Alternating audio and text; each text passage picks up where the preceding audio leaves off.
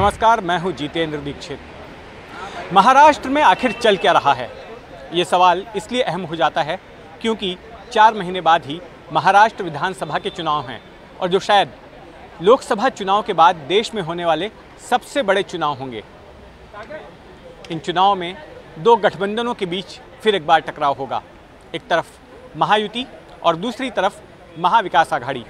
जब से लोकसभा चुनाव के नतीजे आए हैं तब से लगातार इन दोनों ही गठबंधनों में अंदरूनी मतभेद की खबरें आ रही हैं।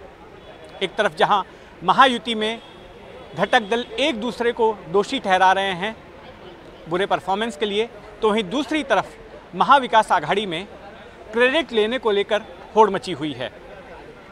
महाराष्ट्र में 6 पावर सेंटर्स हैं। देवेंद्र फडणवीस महाराष्ट्र के उप मुख्यमंत्री और बीजेपी के नेता, एकनाथ शिंदे शिवसेना के नेता, अजीत पवार एनसीपी के नेता, तो वहीं दूसरी तरफ उद्धव ठाकरे हैं, शिवसेना उद्धव ठाकरे पार्टी के नेता, शरद पवार हैं एनसीपी शरद पवार पार्टी के नेता, और नाना पटोले जो कि महाराष्ट्र कांग्रेस के प्रमुख हैं। और इस वक्त महाराष्ट्र में जो सियासी सरगर्मी चल रही है उसमें ये 6 नेता अहम भूमिका अदा कर रहे हैं।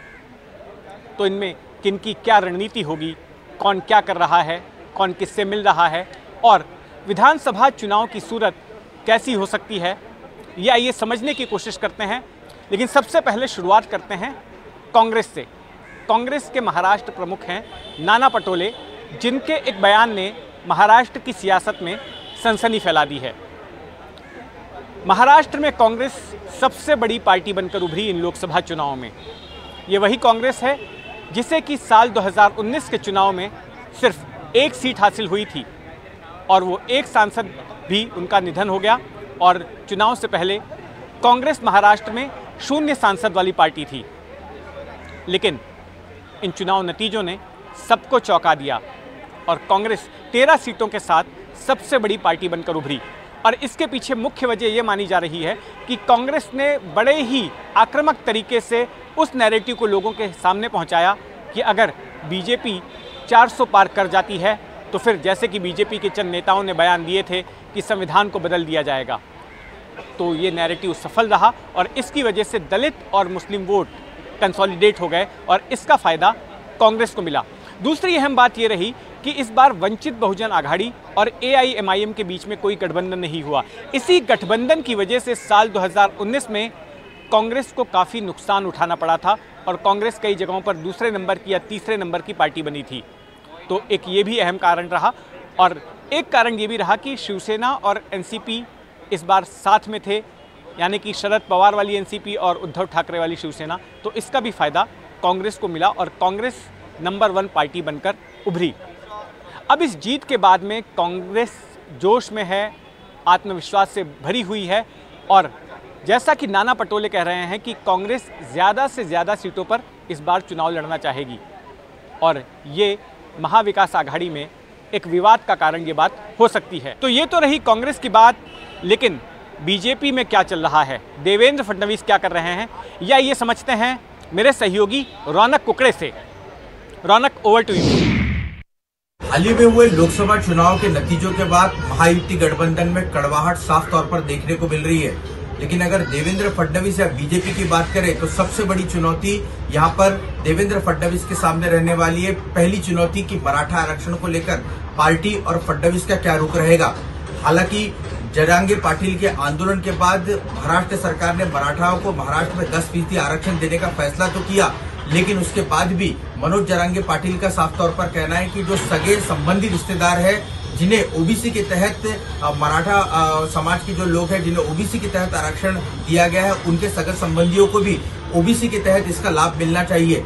ये किस तरह से पॉसिबल सरकार कर पाती है, एक बड़ा चुनौती भरा विषय देवेंद्र फडणवीस के सामने रहने वाला है, क्योंकि मराठा समाज कहीं ना कहीं देवेंद्र फडणवीस को ही सीधे तौर पर निशाने पर ले रहा है। दूसरा जो अहम महत्वपूर्ण बिंदु फडणवीस के सामने चुनौती रहेगी वो ये कि अजीत पवार का क्या किया जाए। अजीत पवार की पार्टी को सरकार में देवेंद्र फडणवीस और एकनाथ शिंदे ने शामिल तो कर लिया, लेकिन लोकसभा चुनाव के अगर नतीजों पर गौर करें तो बहुत ज्यादा फायदा जो है वो पार्टी को नहीं हुआ।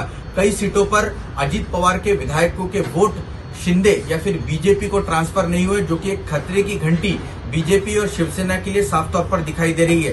दूसरा बड़ा सवाल है कि सीट बंटवारा कैसे होगा। हमने लोकसभा चुनाव के वक्त भी देखा, कई सीटों पर आखिरी दौर तक निगोशिएशन पार्टियों के बीच में देखने को मिला, जिसका खामियाजा महायुति गठबंधन को देखने को मिला है, जिसमें मुख्य तौर पर दक्षिण मुंबई की सीट अगर देखें तो वहां पर प्रचार के लिए ज्यादा समय नहीं मिल पाया। यवतमाल की एक सीट है, वहां पर भी प्रचार के लिए समय नहीं मिल पाया था, इसलिए ये कहा जा रहा है कि महायुति का कैंडिडेट जो है वहां पर हार गया। जो कयास लगाए जा रहे हैं वो ये लगाए जा रहे हैं कि जिस तरह से देवेंद्र फडणवीस को मराठा समाज निशाने पर ले रहा है, क्योंकि अगर महाराष्ट्र में बात करें तो लगभग 32% मराठा वोट है, और अगर वो एक तरफ शरद पवार, उद्धव ठाकरे या कांग्रेस की तरफ कंसोलिडेट होता हुआ दिख रहा है, तो ये एक बड़ी कहीं ना कहीं खतरे की घंटी बीजेपी के लिए रहेगी। ऐसे में अगर चेहरा बदलने को लेकर कोई फैसला बीजेपी करती है, क्या देवेंद्र फडणवीस की जगह किसी और चेहरे को महाराष्ट्र में लाया जाएगा? विनोद तावड़े, नितिन गडकरी जैसे नेताओं का नाम लगातार महाराष्ट्र के राजनीतिक कॉरिडोर में लिया जा रहा है, तो इसी और सभी की निगाहें टिकी हुई है कि पार्टी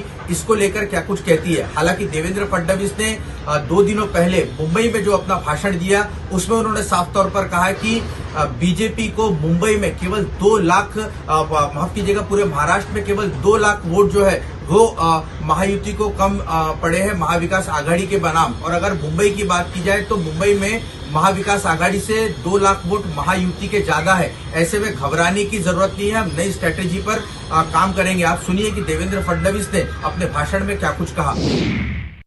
विधानसभेतही आपण मागच्या वेळेसपेक्षा जास्त जागा घेऊ।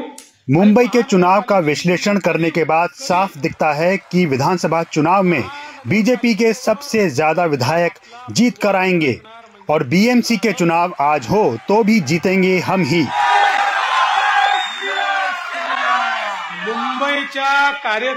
मुंबई के कार्यकर्ताओं ने बता दिया है कि फेक नैरेटिव का जवाब कैसे दिया जाता है। देखील आम्ही आमचा गड राखू शकतो आणि म्हणून आता मला पूर्ण विश्वास है। बिल्कुल रौनक, बीजेपी की डूबती नैया को उबारने की जिम्मेदारी जो है देवेंद्र फडणवीस पर ही नजर आती है, और बिल्कुल हमारी उन पर नजर रहेगी कि आखिर देवेंद्र फडणवीस क्या कुछ करने वाले हैं। लेकिन उद्धव ठाकरे क्या कर रहे हैं, महायुति के बड़े नेता और महाराष्ट्र के पूर्व मुख्यमंत्री, उनकी क्या रणनीति है, और जिस तरह से महाविकास आघाड़ी के अंदर कांग्रेस अपना दावा कर रही है कि वो सबसे ज़्यादा सीटों पर लड़ेगी, वो बड़े भाई की भूमिका पर रहेगी, तो ये समझने की हम कोशिश करते हैं मेरे सहयोगी राहुल कुलकर्णी से। Rahul, over to you. आज की मीटिंग से ये दिखाने की कोशिश की जा रही है कि उद्धव ठाकरे की शिवसेना, कांग्रेस और शरद पवार का एनसीपी गुट, वो तीनों एक हैं। लेकिन अगर लोकसभा चुनाव की बात करें तो उद्धव ठाकरे के शिवसेना को लोकसभा चुनाव में जितना कांग्रेस और एनसीपी का फायदा होना चाहिए था उतना हुआ नहीं, और ये बात उद्धव ठाकरे भी जानते हैं। पश्चिम महाराष्ट्र की सांगली जगह पे जिस तरीके से कांग्रेस के नेताओं ने काम किया और वहाँ पे उद्धव ठाकरे के शिवसेना का उम्मीदवार, उसका पराजय हुआ, ये बात उद्धव को खल रही है। यही वजह है कि उद्धव ठाकरे ने अपने कार्यकर्ता, एमपी और एमएलएज को मुंबई में बुला के ये जानने की कोशिश की कि क्या उद्धव ठाकरे की शिवसेना अलग से चुनाव लड़ सकती है। कुल 9 सवाल पूछे गए और 9 सवालों के जवाब पार्टी के कार्यकर्ता, एमपी और एमएलए से लिए गए। तो ये दिखाता है कि महाविकास आघाड़ी की तीनों भी पार्टियां अलग अलग चुनाव लड़ने के सोच में है, वो अपना मन बना चुकी है। अगर आप ये उद्धव ठाकरे की बात सुने तो आपको लगेगा कि महाविकास आघाड़ी में सब कुछ अलबेल नहीं। जितने लोग हमारे साथ अभी रहे और उन्होंने संघर्ष किया, हम उनको लेकर आगे जाएंगे। और कुछ लोग अगर आना चाहते हैं, सिर्फ ये या वो ऐसे नहीं, तो खींचातानी किए बिना अगर वो आना चाहते हैं तो देखेंगे। लेकिन मैं जिसका नाम आपने लिया वो नाम लेकर मैं कुछ नहीं कहना चाहता, मैं जनरल बात कर रहा हूं।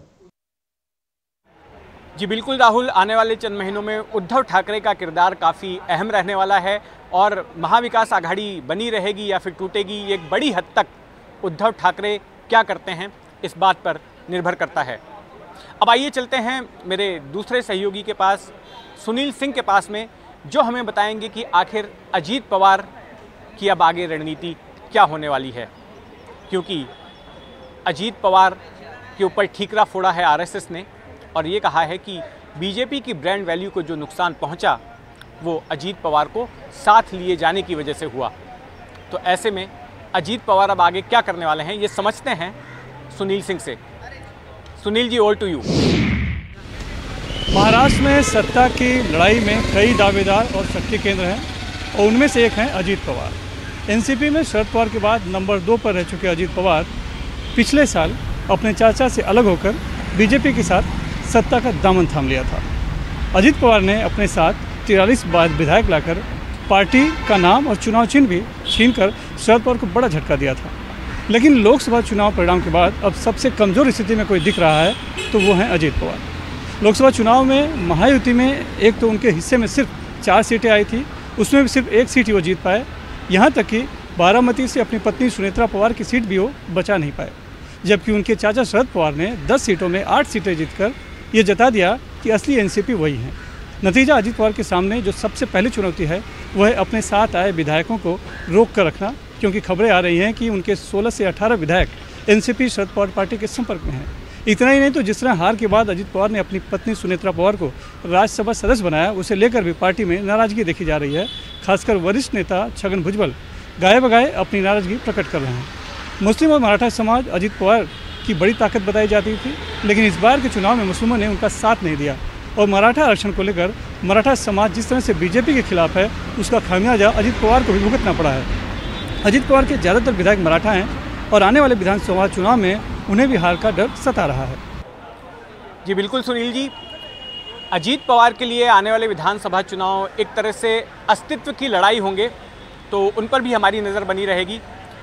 अजीत पवार के चाचा शरद पवार वो क्या कर रहे हैं? महाविकास आघाड़ी को लोकसभा चुनाव तक उन्होंने इस साथ में जोड़े रखा था। क्या विधानसभा चुनाव तक वो महाविकास आघाड़ी के घटक दलों को एक साथ जोड़े रख पाएंगे और उनकी रणनीति क्या होगी, ये समझते हैं मेरे सहयोगी पारस दामा से। पारस, ओवर टू यू। जी जितेंद्र, महाराष्ट्र में कई नेता आए, कई नेता चले गए, मगर महाराष्ट्र की राजनीति एक व्यक्ति के इर्द गिर्द घूमती है। वो व्यक्ति है शरद पवार।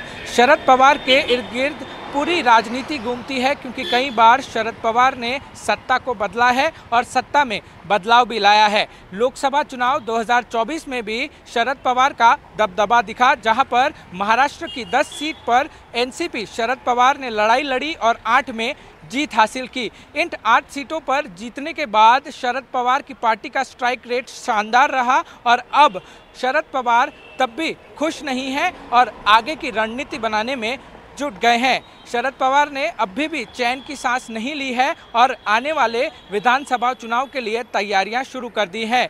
विधानसभा चुनाव की तैयारियों के अंतर्गत शरद पवार महाराष्ट्र का दौरा कर रहे हैं और महाराष्ट्र के सूखी जगहों का दौरा कर रहे हैं, जहां पर किसानों को सबसे ज़्यादा दिक्कतों का सामना करना पड़ रहा है। वहीं शरद पवार ने अब महायुति की भी चिंताएं बढ़ा दी है, क्योंकि उनका कहना है कि 6 महीने में वो सरकार को बदल देंगे। अब शरद पवार को सबसे ज़्यादा महत्वपूर्ण व्यक्ति माना जाता है राजनीति का, क्योंकि शरद पवार ने पिछले कुछ समय में बहुत सारे बदलाव किए हैं। जब अजीत पवार ने उनकी पार्टी को तोड़ा और भारतीय जनता पार्टी के साथ जाकर बैठ गए, उनका चुनाव चिन्ह भी छीन लिया गया और साथ ही साथ पार्टी का नाम भी छीन लिया गया उनसे। उसके बाद लगातार एनसीपी शरद पवार ने बदलाव किए और बदलाव के बाद लोकसभा चुनाव में बेहतरीन तरीके से 8 सीटों पर 10 में से जीत हासिल की।